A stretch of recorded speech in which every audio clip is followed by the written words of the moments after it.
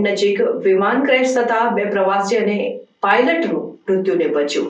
રોડનેટ island નજીક થયેલા દુર્ઘટનામાં 2 આંતરરાષ્ટ્રીય પ્રવાસી અને પાયલટના મોત થયા છે. આ ઘટના ટેકઓફ થયાના થોડા જ સમયમાં બની, જેમાં 6 પ્રવાસીઓને લઈને જતું એક સ્વિફ્ટલેન સામેલ હતું.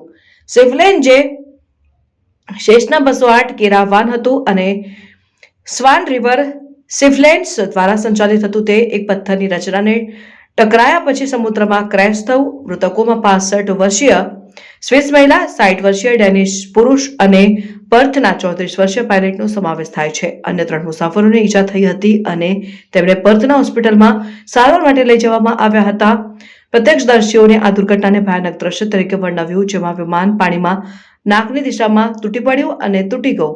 બચાવ પ્રયાસો તરત જ શરૂ કરવામાં આવ્યા, જેમાં નાગરિક અને પેટ્રોલ બોટ સ્થળ ઉપર મદદ માટે દોડી આવી. આ દુર્ઘટનાના કારણોની તપાસ હજુ ચાલુ છે અને આ દુઃખદ ઘટનાને કારણે બનેલા પરિબળોને નક્કી કરવા માટે અધિકારીઓ કામ કરી રહ્યા છે.